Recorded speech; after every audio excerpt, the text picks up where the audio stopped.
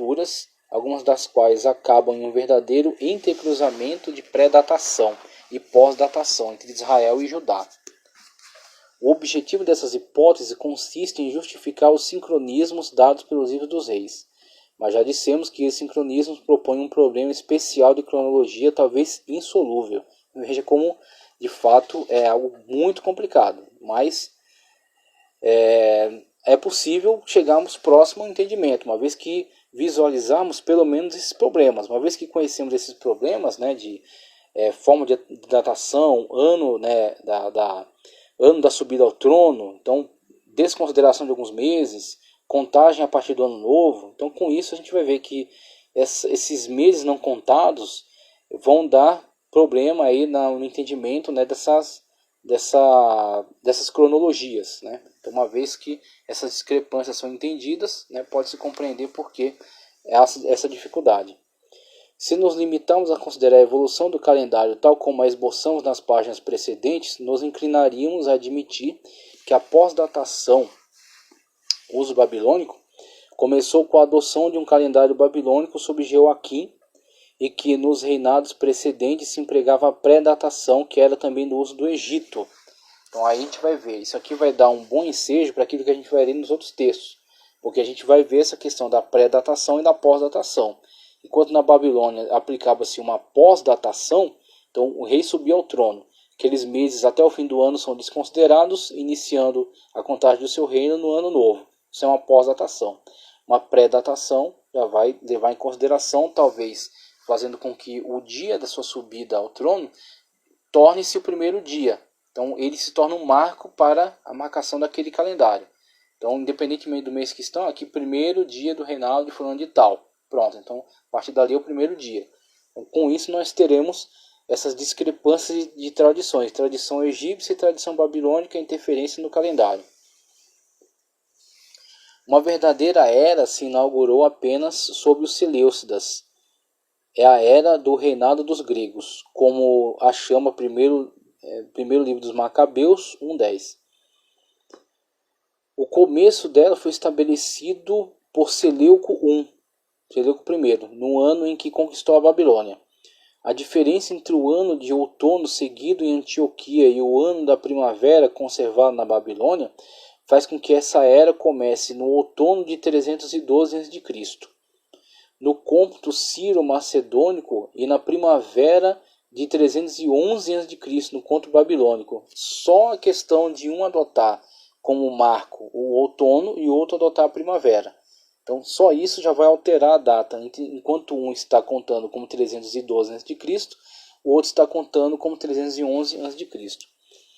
No cômputo babilônico, as datas dos livros dos Macabeus se dividem entre esses dois cômputos, segundo a maneira que se indicou a respeito no começo do ano. Quando se reconheceu a autonomia da nação judaica, em 142 a.C., começou-se a datar as atas e os contratos no ano 1º de Simão, sumo sacerdote, insigne estratego e igumene dos judeus.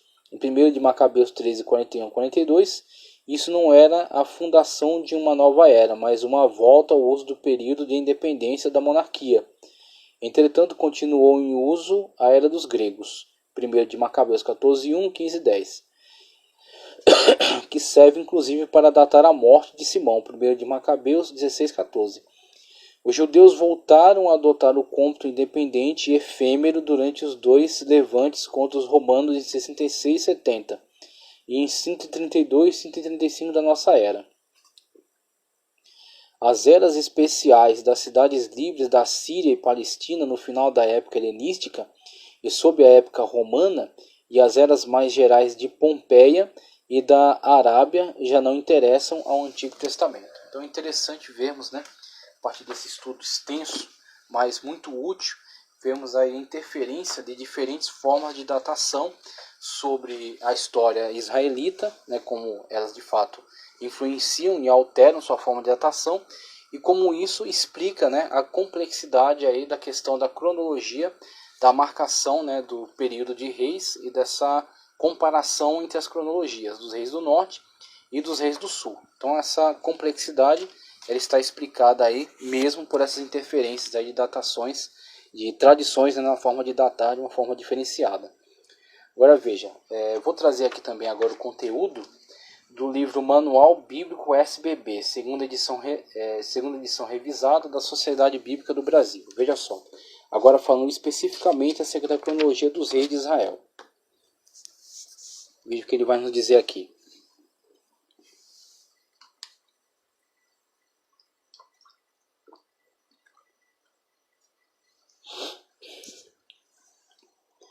À primeira vista, parece haver dados suficientes sobre os reis de Israel e Judá para montar uma cronologia precisa. Com a exceção de Saul, o texto indica claramente a duração do reinado de cada um deles. E após a divisão entre Israel e Judá, o começo do reinado de cada um é relacionado com o reinado soberano de outro estado. Então há esta comparação, né? Esta forma aí comparativa para que se estabeleça aí um parâmetro entre um reinado e outro reinado. Há também o que se pode chamar de pontos de controle, quando um acontecimento afetou simultaneamente os dois reinos, como quando Jeú assassinou Jorão de Israel e Acasias de Judá. O historiador integrou as cronologias de ambos os reinos, tratando do reinado completo de um rei, desde o início até a morte desse rei, para depois dedicar-se aos soberanos de outro reino, cujos reinados começaram durante esse período. Uma exceção está em 2 Reis 8 e 9, quando o assassinato de Jorão e Acasias por Jeú tornou necessário mencionar Jorão e Acasias de Judá, que normalmente só seriam mencionados após a morte de Jorão de Israel.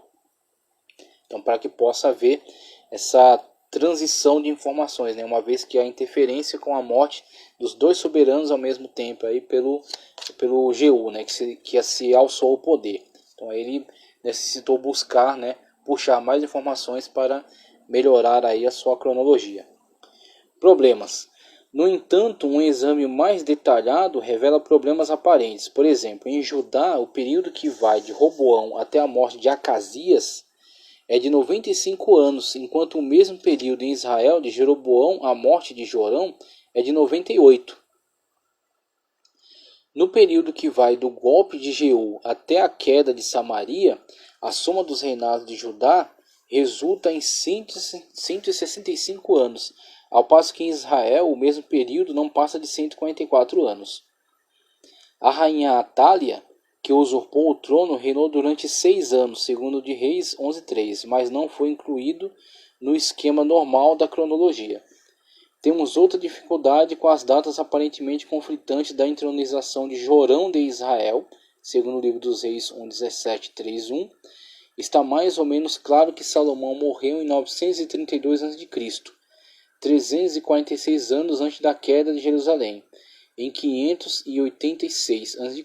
Porém, somando o tempo dos diferentes reis conforme o relato bíblico, o número menor que se consegue alcançar é de 372 anos aproximadamente. Então, problemas aí ao se somar, né, de uma forma imprecisa, né, essas informações, sem levar em consideração aquelas complexidades conforme analisado no estudo que eu li anteriormente, acerca dessas mudanças de tradição e a interferência delas na datação de Israel, certamente se chegará a um número equivocado, né? Pistas. 4 fatores, no entanto, ajudam muito a solução definitiva desses problemas. Vamos ver.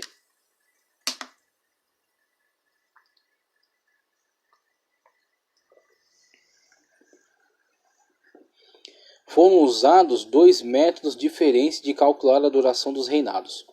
O método do ano antes da entronização e o método do ano da entronização. Veja só, a interferência daqueles 2 métodos, conforme já falei, a influência egípcia e a influência babilônica. No sistema do ano antes da entronização, a morte de um rei significava que determinado ano era contado 2 vezes.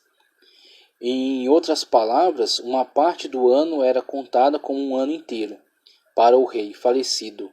Ou seja, aquele ano no qual morreu, aquele ano fica como que reservado a ele. Então aquele ano fechou com a sua morte. Então, inicia-se outro ano, mesmo que conforme o calendário corrente não fosse ainda a mudança de ano. Mas uma vez que o rei morreu naquele período, fecha-se o ano então naquele período com a sua morte, né? Sua morte se torna uma marcação para o final daquele ano. para o rei falecido, e o restante do ano era contado como um ano inteiro para o seu sucessor. É uma possibilidade aqui apontada já. Assim, para se obter uma cronologia exata, é preciso descontar um ano do reinado de cada rei. O sistema do ano de entronização não incluía nenhuma porção de um ano no total dos anos do reinado do rei. A porção do ano passada antes do primeiro ano completo do rei era considerada seu ano de entronização. No período inicial da monarquia dividida, Israel usou o primeiro método e Judá o segundo. Então veja, enquanto ali temos com a morte de um rei, o fechamento daquele ano e a ascensão do outro contando como um ano novo, mesmo que o ano estivesse ainda corrente, né?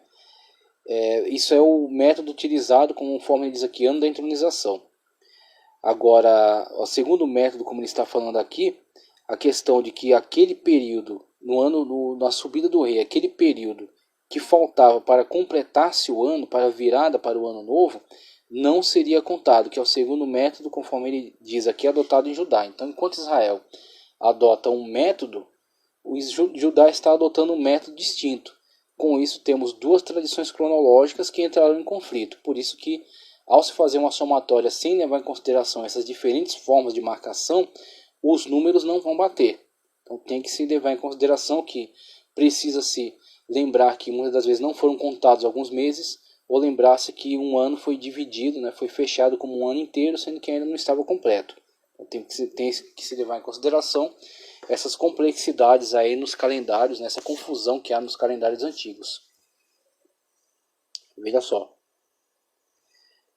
A discrepância nos totais entre os dois anos corresponde a um número maior de reis israelitas nesse período.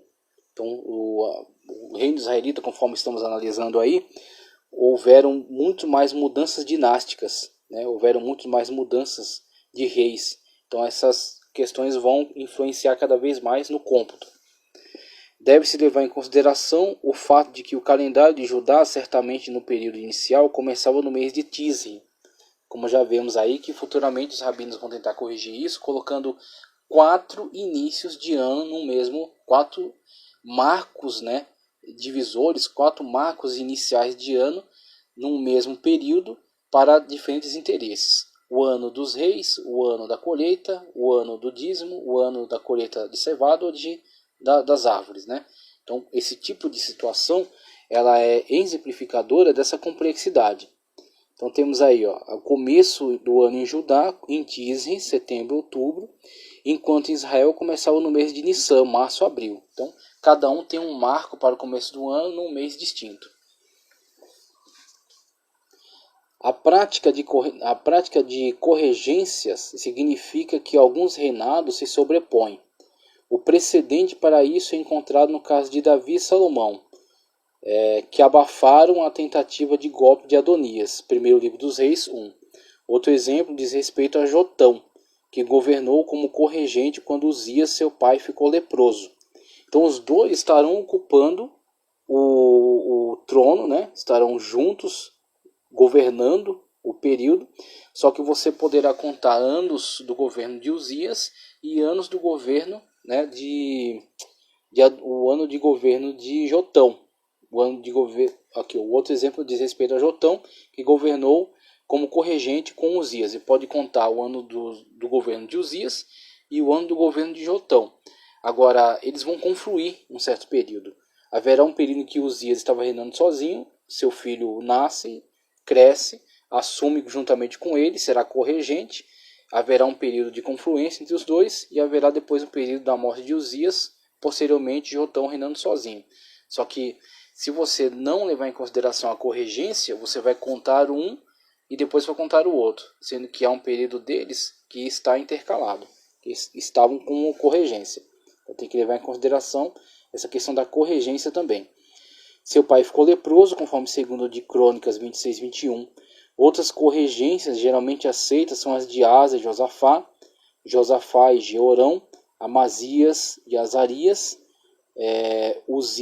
Azarias ou Uzias, né, que é a mesma pessoa, Acás e Ezequias e Manassés. Em certos casos, o filho, por exemplo, Ezequias, foi mais brilhante do que o pai, Acás.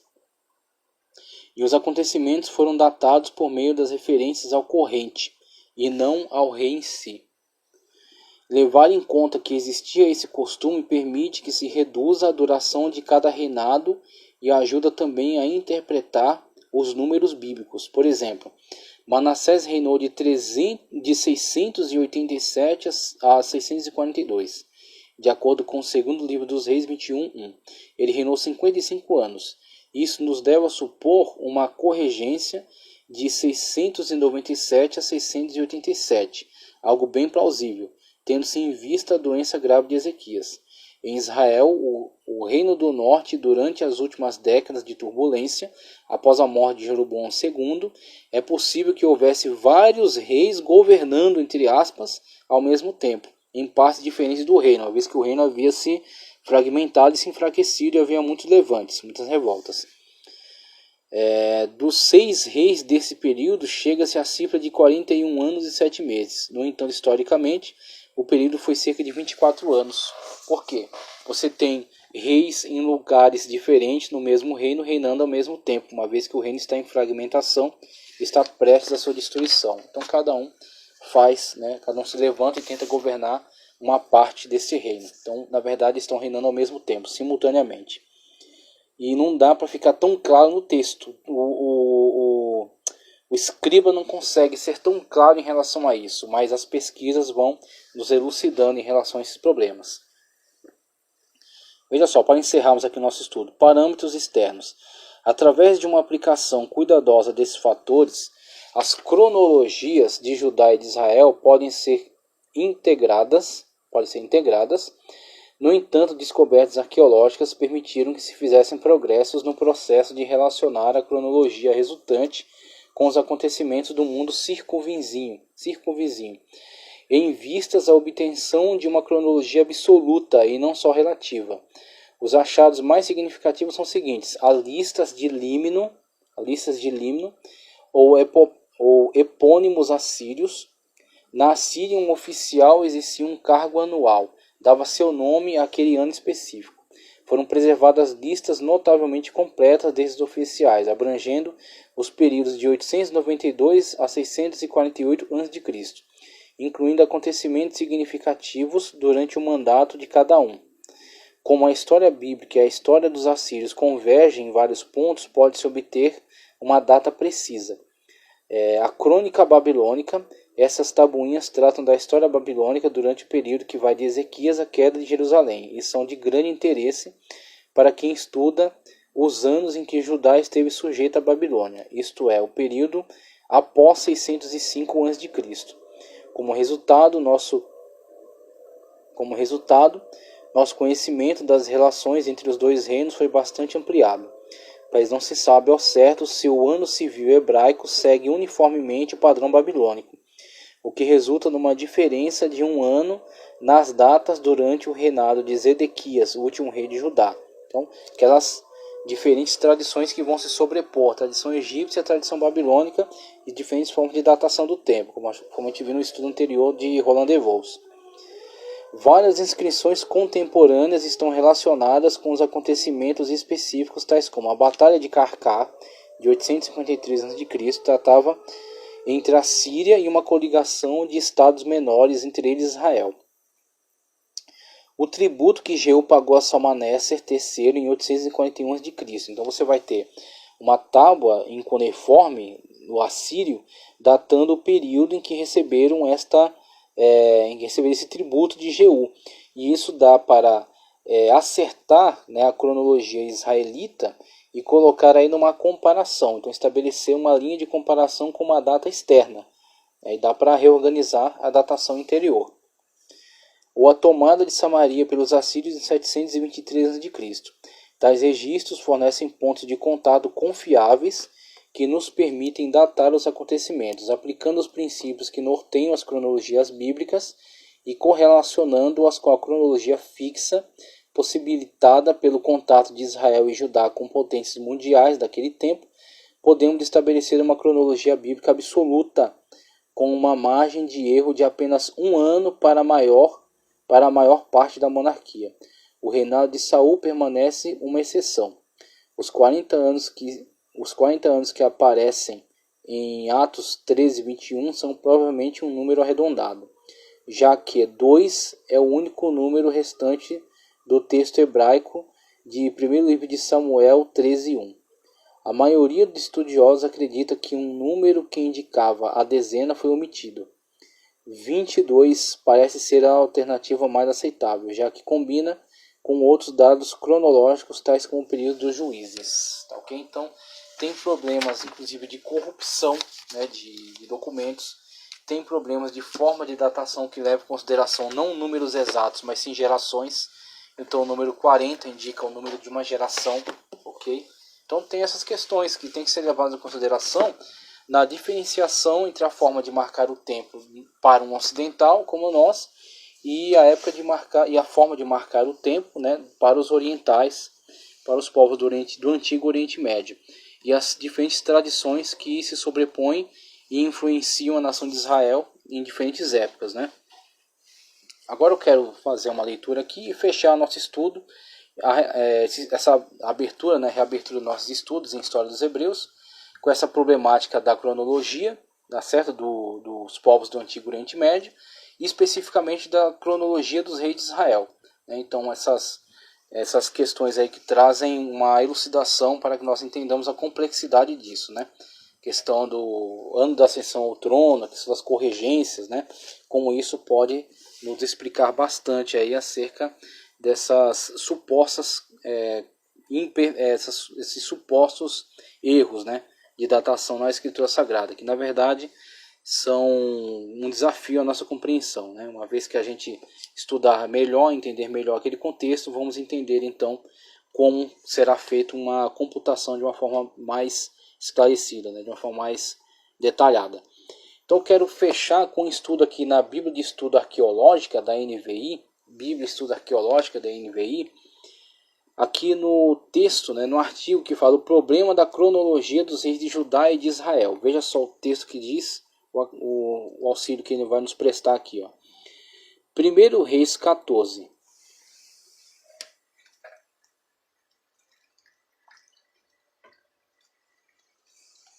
Primeiro Reis 14. Uma das questões mais inquietantes do Antigo Testamento é a cronologia da monarquia da monarquia dividida. Intérpretes tão antigos quanto os tradutores gregos do Antigo Testamento tiveram dificuldades para entender a duração dos reinados dos soberanos de Israel e de Judá. Em alguns casos, os números simplesmente parecem não apresentar a soma correta. Em 1 de Reis 15:25, lemos que Nadab começou a reinar no segundo ano do reinado de Asa. E o versículo 28 diz que ele morreu no terceiro ano do reinado de Asa. A matemática indica que Nadab reinou 1 ano, mas o versículo 25 diz que ele reinou 2. Em 2 de Reis 3:1 está registrado que Jorão começou a reinar no 18º ano do reinado de Josafá. Mas segundo 1:17, Jorão subiu ao trono no segundo ano do reinado de Jeorão. De acordo com 2 Reis 9:24 ao 27, Jeú matou o rei Jorão de Israel e feriu mortalmente o rei Acasias de Judá no mesmo dia. Portanto, a duração total dos reinados de Israel e de Judá, a partir da divisão do reino, no tempo de Roboão, até os assassinatos de Jeú, deve ter sido igual para ambos os reinados. No entanto, somam-se os números do texto bíblico, somando-se o número dos textos bíblicos, temos um total de 98 anos para Israel e apenas 95 para Judá. Provavelmente a melhor proposta para se entender esses problemas cronológicos é a de Erwin Thiele, que determinou a forma como era feito o cálculo cronológico pelos israelitas no tempo antigo.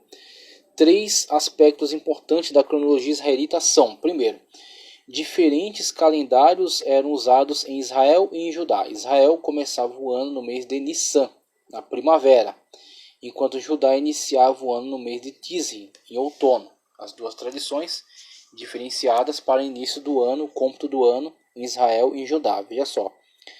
Havia 2 maneiras diferentes de contar o primeiro ano de um reinado. No sistema do ano da ascensão, o tempo desde o dia em que o rei começava a reinar até o começo do ano novo era contado como ano de ascensão.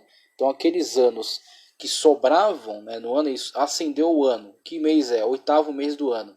Tudo bem, esse resto de ano será contado junto com o ano novo e será dado o nome de ano de ascensão. Veja só então, né, como isso vai dar discrepâncias aí na cronologia. Como seu primeiro ano de reinado, que começaria no primeiro dia do ano novo oficial. O sistema de datação ano da não ascensão, por sua vez, calculava o tempo entre o início do governo até o começo do ano novo como o primeiro ano do reinado. Muito bem, então o cara subiu. Estamos em que mês do ano? Quarto mês do ano. Então, do quarto mês até o final daquele ano é o ano da ascensão. Então, conta-se ano da ascensão, mais segundo ano, terceiro ano, quarto ano. Então, aquele final, ou um pega aquele finalzinho e gruda no próximo, ou um outro pega aquele finalzinho e conta como se fosse um ano novo. Então, isso certamente gerará discrepâncias, né? Vamos ver aqui, até o começo do ano novo. Assim, o primeiro dia do ano novo marcava o início do segundo ano. O primeiro dia do ano novo marcava o início do segundo ano, uma vez que aquele resto de ano era contado como o ano da ascensão. E o ano novo, segundo ano já. Tá? Não importando quanto tempo ele havia reinado durante seu primeiro ano, vamos dizer assim. Pelo outro sistema, portanto, o primeiro ano era sempre menor que um ano completo. Aparentemente, Israel utilizou o segundo sistema de datação até o reinado de Jeoás, quando a nação adotou o primeiro método. Judá aderiu ao primeiro sistema, exceto por um breve momento, quando as relações pacíficas com o Reino do Norte levaram a uma mudança temporária. Assim, Israel terá menos período computado, uma vez que o outro pega um resto de ano e transforma em um outro ano. E o Reino do Sul, ele pega aquele resto de ano e gruda no outro. Então, enquanto um vai ser só o primeiro ano, o outro já vai estar no segundo. Adotou isso aí. Judá aderiu ao primeiro sistema, exceto por um breve período. Ok. O fato que o Reino do Norte usava o sistema de não ascensão para calcular o tempo explica por que o reinado de Nadab, que de fato durou um ano, é contado como 2 no relato bíblico. Em alguns momentos, Israel foi governado por corregentes, pai e filho reinando simultaneamente. Nesse caso, o filho ascenderia ao trono antes da morte do pai e começaria a contar imediatamente os anos de seu reinado. Esse foi o caso de Josafá, que aparentemente estabeleceu seu filho Jeorão como corregente 5 anos antes de morrer. Jorão, de Israel, ascendeu ao trono durante o 18º ano do reinado de Josafá, que também corresponde ao segundo ano de Jorão, visto que 2 governantes de Judá contaram os anos que se sobrepuseram no total de seus respectivos reinados. Somando os números registrados na Bíblia, obviamente teremos como resultado uma soma muito alta para o período, o que não corresponde ao período total de reinados no Reino do Norte, porque há a questão de dois reis estarem reinando simultaneamente, tá certo? Uma vez que são corregentes, pai e o seu filho como corregente. Assim tem que se entender que parte daquele reinado está dentro do reinado do outro. Tá ok? Então, tudo isso tem que ser levado em consideração no cálculo, no cômputo a ser feito na cronologia dos reis. Recentemente, alguns estudiosos propuseram pequenas alterações nas datas apresentadas por Thiele para os reinados de Israel e Judá, mas em geral, os princípios que ele delineou e a cronologia que estabeleceu foram aprovados após minuciosa avaliação pelos estudiosos, quando coordenados com as datas conhecidas nos registros assírios e egípcios. Os princípios reconhecidos por Thiele esclarecem de maneira convincente as controvérsias e fornecem uma cronologia precisa dos reis baseado na soma total dos dados fornecidos pelas escrituras, levando em consideração essas questões do ano de não ascensão, tá certo? Ou o ano da ascensão, contando aí aqueles meses precedentes como o primeiro ano da ascensão. E a questão da corregência também. Para mais informações sobre os reinos de Israel e Judá, veja a história do Reino do Norte em 1 de Reis 13, história do Reino do Sul em 2 de Reis 7. Então, encerramos aí este grande estudo para entendermos melhor a questão de marcação de data, cronologia do Antigo Oriente e também, especificamente, a questão das discrepâncias cronológicas entre o Reino do Norte e o Reino do Sul, com a questão do período de não ascensão e a questão das corregências, os diferentes sistemas adotados e os diferentes marcos divisores para início do ano, sendo para um iniciando em primavera e para o outro iniciando em outono, conforme influências egípcias ou babilônicas sobre os reinos de Israel e de Judá. E assim agradeço muito a sua paciência, agradeço estar conosco aí nesse canal, que Deus continue abençoando poderosamente a sua vida, continue conosco estudando as Escrituras e compartilhando os vídeos e o canal, que o Senhor continue te abençoando em tudo, em nome do Senhor Jesus.